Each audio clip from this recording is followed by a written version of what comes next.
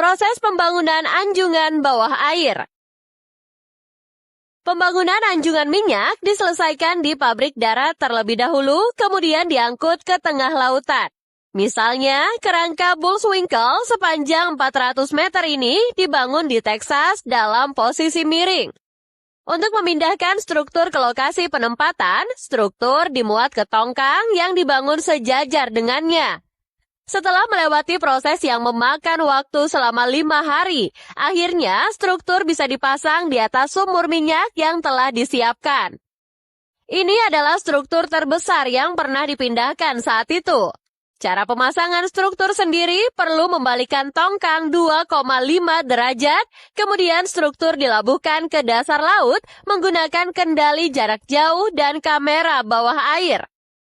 Secara keseluruhan, proyek ini memakan waktu lebih dari 5 tahun dan menghabiskan biaya lebih dari 500 juta dolar saat itu, atau setara dengan 7,6 triliun rupiah.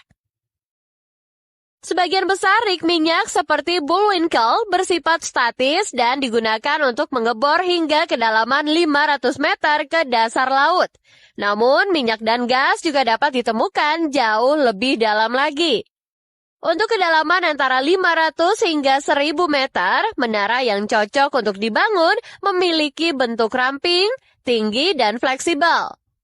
Pondasi tiang yang mendukung pun diperlukan, yakni terbuat dari beton dan baja yang dirancang untuk menahan gaya lebih besar.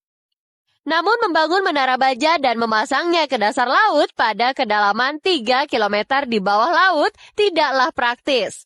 Sehingga para engineer akan lebih memilih untuk menggunakan rig minyak terapung. Ini jauh lebih praktis karena menerapkan sistem pemosisian rig minyak yang tetap mengapung di permukaan dan terhubung ke sumur minyak melalui jangkar atau kabel super panjang. Contohnya, rig minyak Perdido yang dioperasikan bersama oleh perusahaan terkemuka Shell, Chevron, dan BP. Rig Perdido memungkinkan pengeboran pada kedalaman lebih dari 2,5 km melalui 170 meter spar atau silinder panjang yang terendam dan diikat ke dasar laut menggunakan 9 jalur mooring.